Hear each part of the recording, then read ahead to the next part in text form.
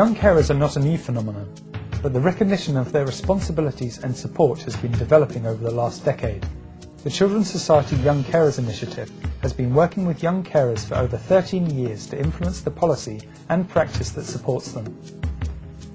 In May 2006, staff from the Children's Society and 3 young carers from England visited Kenya to enable the sharing of experiences and knowledge between professionals and young people from across Africa.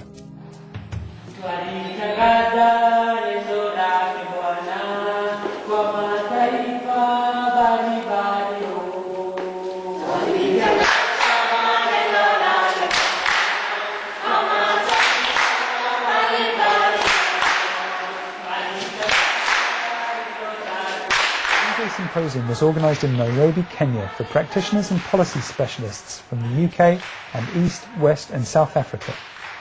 Young carers came together in a Nairobi conference centre to share their experiences and have their voices heard about being a young carer. You're listening to Focus on Africa on the BBC World Service. Now, to the issue of HIV/AIDS. This is one of the biggest killers in the world, with UN estimates of about 2.8 million people dying last year.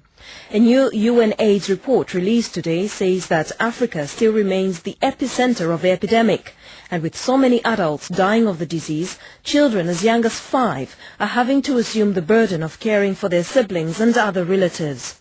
In Nairobi, Ruth Nesoba has been speaking to some of these young ones about their experiences. As children his age play and enjoy their childhood, 12-year-old Peter Ocheng is busy doing household chores. Cleaning and cooking are part of his many duties in raising 4 of his orphaned siblings. Though this may sound like the duties of an adult, Peter does them on a daily basis. He is just one of an estimated 1 million AIDS orphans in Kenya who juggle household responsibilities with a busy school life, often at the expense of their childhood. Peter lost his parents to AIDS when he was 7 years old, and since then he has been struggling with the raising of his 3 brothers and a sister. We would go to the streets and ask people who are living in estates to give us pots so that we can fetch them some water. Martin Waweru, aged 20, is another AIDS orphan. He lives in Gatondo on the outskirts of Nairobi. When his parents died, one after the other, their family was plunged into destitution. He now lives with his aging grandmother and young siblings whom he cares for with very little help from his relatives and neighbors. It had been very difficult because my relatives couldn't understand this. I understood that I have a role to play as the family leader now. Although the report by the UN AIDS says that Kenya is among those African countries that have made progress in curbing the spread of the epidemic through effective treatment programs, the problem of giving effective care to AIDS orphans still remains a headache to the government. And despite the fact that social workers provide some support for child-headed households, due to limited resources, they can only offer a little help, as Charles Mbogwa, the chairperson of the Network of African Social Workers, explains. They have to feed the other children, they have their own needs, they need to grow, they need to go to school, and sometimes they are forced to get into situations where they age before the actual age. This is creating a kind of a multiplication of the vicious circle of poverty. Civil society groups working with AIDS orphans have criticized the government of failing to come up with policies directed towards these young sufferers. However, Peter Mutie of the National AIDS Control Council, a government-run body, insists that only an all-inclusive approach would work. At the symposium, the young people met and planned a presentation for the conference delegates. They overcame language barriers and cultural differences in order to provide strong messages for the delegates about the needs of young carers and the challenges they face on a daily basis. By doing this, it was evident that although they live in very different parts of the world, their needs and wishes for the future were the same. So what's the main things that you 4 guys learned from the whole experience, would you say? I think it has to be that things over here are exactly the same as things over there, but they have nothing, and they have to manage and they have to cope, and we need to help them as much as we can.